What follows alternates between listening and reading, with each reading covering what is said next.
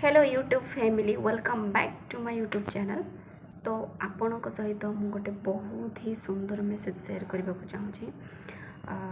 यहाँ कौन सी स्टोरी नुह, यहाँ गोटे रियल लाइफ रो कथा एंड गोटे एक्सपीरियंस जोटा कि रिसेंटली मो स्कूल फ्रेंड सहित कथा होती एंड सी मत शेयर करता बहुत ही सुंदर मेसेज एंड मत सब नुआ कथा नुआ शिक्षणीय मत सब भल लगे इंटरेस्टिंग लगे सब नुआ नुआ शिखा नुआ नुआ जाना।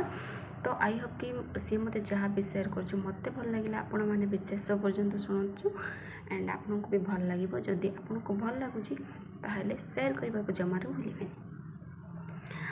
तो गोटे फैमिली रे बापा माँ और कुनी पु 3 जन रोते। तो से माँ जिते बड़े मैरेज कर फैमिली से जिते छोट थे पाठ पढ़ाई का सुजोग मिल ना। तो जिते बड़े आफ्टर मैरेज घर पाखे गोटे गुरुजी थे एंड पाठ पढ़ाते। तो से किसी शिखापी किसी जानापी अक्षर जहाँ भी से पाखक जाते पाठ पढ़ापा। देन से जिते बड़े लेखा जानिले पढ़ा जानिले गुरुजी कहले कि तमें 30 जन को ना लिख तुम फैमिली रिलेटिव्स तुम जहाँ भी ना लिखी पार 30 जन को ना लिख। तो से 30 जन को ना लिखी। गुरुजी कहले कि 5 जन को ना काट। तो 5 जन को ना से काटिले रही 25। पुणी कहले पुणी 5 जन को ना काट काटिले पुणी 5 जन को ना काट पुणी 5 जन को ना पुणी 5 एमती करी रहिले मात्र 5 है। गुरुजी कहले कि आउ जन को ना काट आउ जन को ना काटले तापर रहिले 4 जन। गुरुजी पुणी कहले आउ 2 जन को ना काट 2 जन को ना माने 4 जन को ना भितर थिला तांको हस्बैंड तांको पुओ बापा माँ।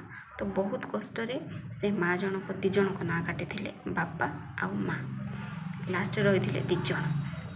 तो गुरुजी कहले पुणी 2 जन को ना काट सॉरी। तो गुरुजी कहले कि पुणी जन को ना काट। तो बहुत कष्ट सी निज पुअर ना काटी थे।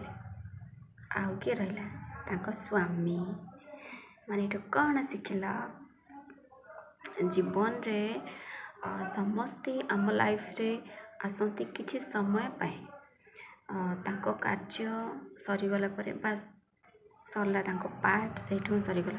जमती कि मु कहि बापा माँ आमको जन्म दौरान पाठ पढ़ाऊँ शिखा दुनिया केमती चलनी रमती जी कर्तव्य से करुँच आमपाई।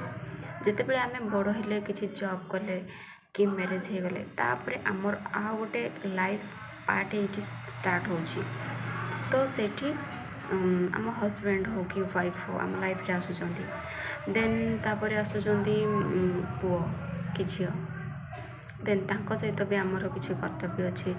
पुओ झील को आम जमती आम बापा माँ आमको बढ़े कि पाठ पढ़े शिखे सेम आम देकी से करने पड़ू से भी गोटे लाइफ पार्ट।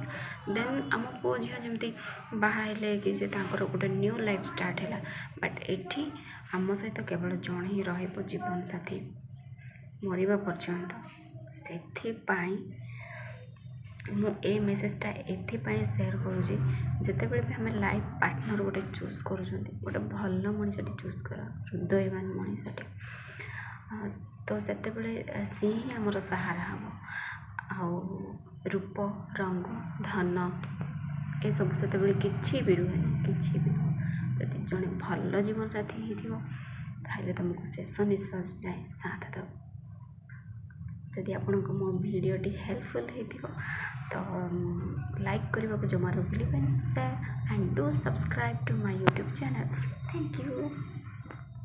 एंड हाँ आ गोटे कथा जदि आपन को जदि मो वीडियोटी भल लगे तो कमेंट करूँ एंड जेहेतु कि मुझे सहित एमती new new message new new story new new शिक्षण जिनस आप सहित शेयर करने को मत भी भल लगे। Thank you so much.